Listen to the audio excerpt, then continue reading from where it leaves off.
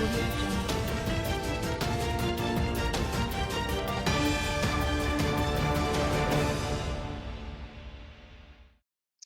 Hello everyone and welcome back to the channel. I am Sejal Agarwal and आज इस video में हम बात करेंगे about all the important news and events that has happened in the market today. तो सबसे पहले हम डिस्कस करेंगे about the geopolitical tensions that are going on and इसमें हम ग्लोबल मार्केट्स के बारे में डिस्कस करेंगे कि वो कितना फ्रेजाइल हैं। एंड आज मेजरली दो चीजों की डिस्कशन हम करेंगे जो आज हुई हैं, the Russia Ukraine tension and US supreme court का वर्डिक्ट ऑन टैरिफ। एंड ये हेडलाइंस की वजह से ही इतनी ज्यादा वोलेटिलिटी मार्केट में देखने को मिली थी, तो हम उसके बारे में डिस्कस करेंगे। Secondly we'll talk about the major news about Vodafone Idea and आज अर्ली ट्रेड में वोडाफोन आइडिया के शेयर्स अराउंड 8% तक सर्च किए थे after the department of telecommunications froze the AGR dues. And इसकी वजह से कंपनी के लिए काफी पॉजिटिव न्यूज है ये, बट क्या ये लॉन्ग टर्म में भी कंपनी के चैलेंजेस को सॉल्व कर पाएगी या नहीं, हम इसके बारे में डिस्कस करेंगे। देन आज एक मेजर हमें स्टॉक में मूवमेंट देखने को मिला, नेगेटिव मूवमेंट ऑफ अराउंड 14%, जहां पर एलिकॉन इंजीनियरिंग के शेयर्स प्लंज हुए एंड ये हुआ आफ्टर द न्यूज की कंपनी के सीएफओ ने रिजाइन कर दिया है एंड अनदर न्यूज की कंपनी के Q3 के रिजल्ट्स आए हैं and they were weak results. उसके बाद हम बात करेंगे आईएक्स के शेयर्स के बारे में, जिन्होंने काफी ज्यादा वोलेटिलिटी फेस करी है एक्सट्रीमली इंट्राडे में ही after APTEL hearing on market coupling. And stock ने स्विंग किया है 6% अप देन 12% डाउन, बट जो क्लैरिटी थी रेगुलेटरी ऑर्डर्स पे किस तरीके से वो एक रिलीफ रैली ट्रिगर करेगी या फिर एक मार्केट ओवरहैंग ट्रिगर करेगी, उसके बारे में हम डिस्कस करते हैं। तो स्टार्ट करते हैं और बात करते हैं about the global uncertainty that is going on in the markets. And इसमें हम सबसे पहले देखेंगे कि आज ग्लोबल मार्केट्स के लिए पिक्चर काफी ज्यादा फ्रेजाइल रही, अनसर्टेन बनी रही, और इसकी वजह थी सिर्फ इकोनॉमिक्स नहीं बल्कि कुछ जियोपॉलिटिक्स और पॉलिसी रिस्क का डेंजरस मिक्स। तो सबसे पहले तो रशिया यूक्रेन फ्रंट पर पीस टॉक्स फेल होती हुई हमें दिखी, जहां पर ट्रम्प का एक पीस प्लान था जो कि रशिया ने रिजेक्ट कर दिया एंड ये क्लियरली दिखाता है कि वॉर का नियर टर्म सोल्यूशन अभी काफी दूर है।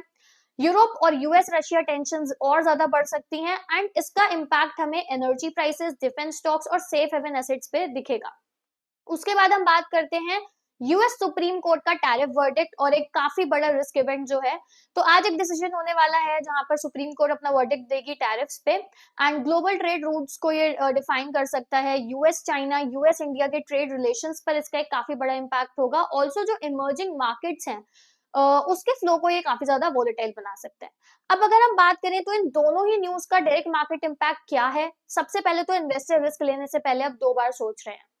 ऑल्सो इक्विटी मार्केट्स में एक बहुत वोलेटाइल एनवायरमेंट हमें देखने को मिल रहा है। गोल्ड, बॉन्ड, डॉलर जैसे सेफ असेट्स पर अभी फोकस है सबका एंड पॉलिसी क्लैरिटी के बिना लॉन्ग टर्म बेट्स अभी बहुत ज्यादा लिमिटेड देखने को मिल रही हैं।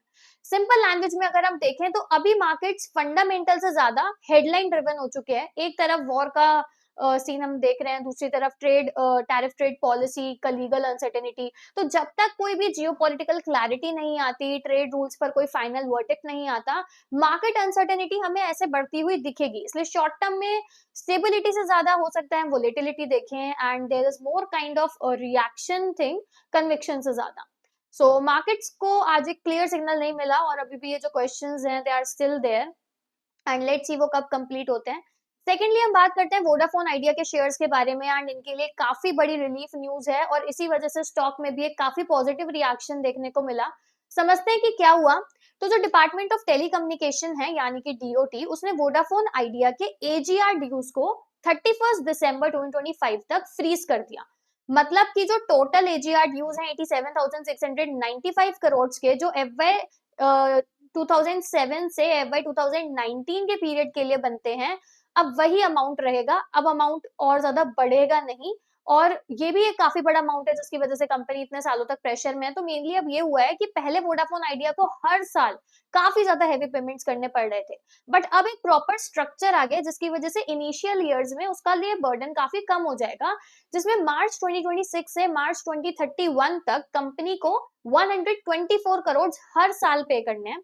उसके बाद 2032 से लेकर 2035 तक पेमेंट और कम होकर 100 करोड़ पर ईयर हो जाएगा और बाकी का एजीआर ड्यूज जो बल्क अमाउंट होता है उसका रीपेमेंट मार्च 2036 तक मार्च 2041 के बीच में होगा। और ये सब कुछ जब तक डीओटी की कमिटी रीअसेसमेंट करेगी उसके बेसिस पे होगा। अब इसका सिंपल मतलब ये है कि अगले 8 से 10 सालों तक वोडाफोन आइडिया का कैश आउटफ्लो काफी कम हो गया है, तो कंपनी को एक ब्रीदिंग स्पेस मिल गई है।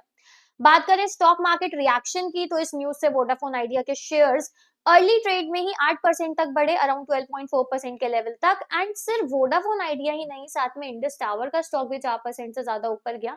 रीजन सिंपल है कि वोडाफोन आइडिया इंडस टावर का एक बड़ा कस्टमर है, तो अगर वीआई की कैश फ्लो सिचुएशन इंप्रूव होती है तो टावर कंपनीज के पेमेंट डिलेज भी और ज्यादा कम हो जाएंगे। पर क्या सारी प्रॉब्लम सॉल्व हो गई हैं? नहीं, बिल्कुल भी नहीं, क्योंकि वोडाफोन आइडिया पर अभी भी 1.17 ट्रिलियन का स्पेक्ट्रम ड्यूज पेंडिंग है। फाइनल एजीआर अमाउंट क्या होगा वो डीओटी के असेसमेंट के बाद पता लगेगा। और इसी वजह से एमके ग्लोबल जैसे ब्रोकरेजेस अभी भी सेल रेटिंग देते हैं, टारगेट अराउंड ₹6 का है। तो ये न्यूज इतनी इंपॉर्टेंट क्यों है कि इतना पॉजिटिव न्यूज आया? क्योंकि ये मूव शॉर्ट टर्म सर्वाइवल के लिए बहुत ज्यादा इंपॉर्टेंट है, लेकिन अगर हम लॉन्ग टर्म में देखें तो अभी भी कंपनी का फ्यूचर डिपेंड इसी पे करेगा कि क्या कंपनी फ्रेश फंडिंग ला पाती है या नहीं, एवरेज रेवेन्यू पर यूजर इंप्रूव होता है या नहीं, 5G रोल आउट कंपनी कितनी फास्ट करती है, एंड फर्दर गवर्नमेंट का सपोर्ट कंपनी को मिलता है या नहीं। बट अगर ओवरऑल देखा जाए तो ये रिलीफ एक मेजर रिलीफ है। ऑब्वियसली कोई कंप्लीट सोल्यूशन नहीं है, बट स्टॉक रैली का रीजन भी यही है कि एक बेटर कैश फ्लो विजिबिलिटी है, प्लस चैलेंजेस तो अभी हैं ही जो कंपनी को टैकल डाउन करने हैं। अब बात करते हैं आज की अगली न्यूज के बारे में, जहां पे एलिकॉन इंजीनियरिंग के शेयर्स अराउंड 14% तक गिरते हुए दिखे, एंड मार्केट भी क्लियरली नर्वस दिख रही है फॉर एलिकॉन इंजीनियरिंग। तो क्या रीजन है इसके पीछे, ये डिस्कस करते हैं। आज के सेशन का one of the biggest losers भी रहा है एलिकॉन इंजीनियरिंग, बट इतनी बड़ी गिरावट क्यों आई? इसके पीछे दो मेजर रीजंस है। अब सबसे पहला और सबसे बड़ा रीजन ये है कि सीएफओ ने रिजाइन कर दिया। कंपनी ने एक्सचेंजेस को इन्फॉर्म किया कि कंपनी का जो चीफ फाइनेंशियल ऑफिसर थे नरसिम्हन रघुनाथन, उन्होंने रिजाइन कर दिया, एंड उनका रेजिग्नेशन 31 जनवरी 2026 से इफेक्टिव होगा।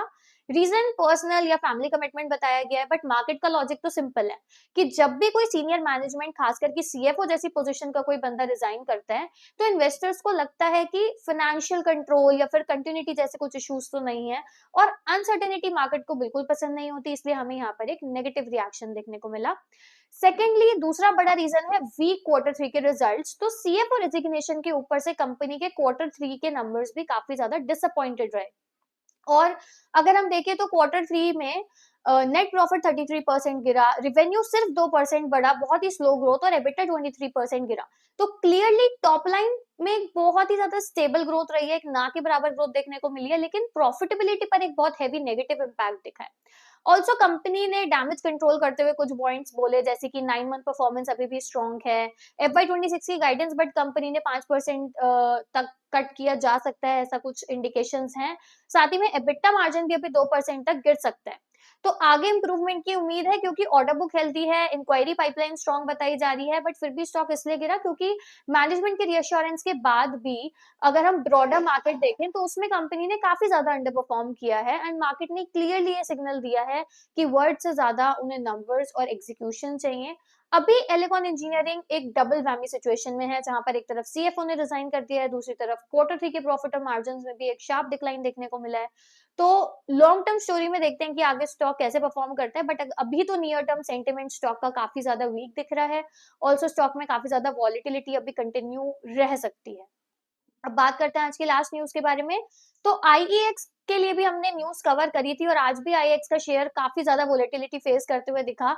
इनफैक्ट अर्ली ट्रेड में तो स्टॉक अराउंड 6% तक बढ़ा था, but within hours it crash more than 12% from days high before recovering partially. So majorly इसके पीछे क्या रीजन था? था APTEL hearing on market coupling, जो कि स्टार्ट हुई 10:30 AM पे आज, and just before the hearing central electricity regulatory commission ने इशू किया एक सर्कुलर, जिसमें उन्होंने बोला कि जुलाई 2025 market coupling order could be treated as a direction, not a formal order. और सिर्फ इस सिंगल लाइन की वजह से एक फ्रेश कंफ्यूजन मार्केट में हुई और पैनिक हुआ, और स्टॉक में बहुत सेलिंग देखने को मिली।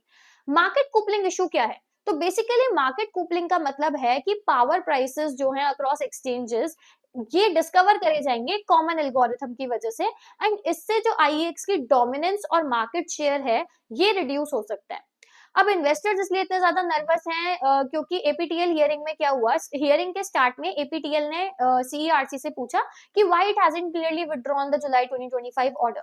तो सीईआरसी के लॉयर के according he asked for some more time to respond, and APTEL ने रिमाइंड किया सीईआरसी को कि they must act as an independent regulator above suspicion.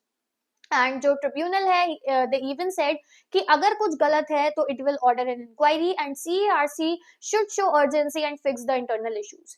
तो आईएक्स का आर्ग्यूमेंट ये है कि आईएक्स ने एपीटीएल को बोला है कि सीआरसी ने एक कॉरिडेनम रेट्रोस्पेक्टरी इशू किया है, एंड ये काफी ज्यादा स्ट्रेंज है because the case is still pending. And एक ऑर्डर को एक डायरेक्शन में टर्न कर देना मिडवे, ये काफी सीरियस क्वेश्चंस उठाता है। स्टॉक इम्पैक्ट की बात करें तो डे हाई से आईएक्स नियरली 10 से 12% तक गिरा, and at last count the stock was trading slightly lower above 149 rupees. तो ये सब इसलिए मैटर करते हैं इन्वेस्टर्स के लिए क्योंकि सीईआरसी अगर अपना ऑर्डर विड्रॉ कर देता है तो ये केस आज एंड हो सकता है, एक रिलीफ रैली हमें देखने को मिल सकती है आईएक्स पे। बट अगर ये अनसर्टेनिटी कंटिन्यू रहती है तो वोलेटिलिटी भी स्टॉक में रहेगी, ऑल्सो मार्केट कूपलिंग का रिस्क भी रहेगा। सो ये एक बाइनरी इवेंट है आईएक्स के लिए, जहां पर आज एपीटीएल हियरिंग डिसाइड करेगी कि क्या मार्केट कूपलिंग को पॉज कर दिया जाए या फिर ये जो रेगुलेटरी ओवरहैंग है it will continue. So until clarity came हम कोई शार्प स्विंग इतना ज्यादा पॉजिटिव एक्सपेक्ट नहीं कर सकते। We can expect sharp swing in the stock. And that was all for all the news we needed to cover today in this video. And आज की इस वीडियो में हमने डिस्कस किया अबाउट द ग्लोबल मार्केट, जहां पर हमने Russia Ukraine piece talk के बारे में बात किया that failed, and US Russia tensions के बारे में, and also the US supreme court tariff verdict. उसके बाद हमने डिस्कस किया वोडाफोन आइडिया के बारे में, जो स्टॉक के लिए काफी पॉजिटिव रहा क्योंकि डीओटी ने एजीआर ड्यूज को फ्रोज डाउन कर दिया है। एंड एलिकॉन इंजीनियरिंग के लिए एक नेगेटिव इंपैक्ट हमें देखने को मिला वहीं दूसरी तरफ, जहां पर उसके सीएफओ ने रिजाइन किया, एंड क्वार्टर 3 के नंबर्स भी काफी वीक रहे। एंड देन आईएक्स जिसमें एक बहुत स्ट्रॉन्ग वोलेटिलिटी हमें देखने को मिली, एंड ये मेनली हुआ एपीटीएल हियरिंग की वजह से जो कि मार्केट कूपलिंग पर हो रही है। And that's all for today's edition of daily market rundown, and if you found a video informative and useful, do not forget to like, share and subscribe to our channel, and I'll be back with another news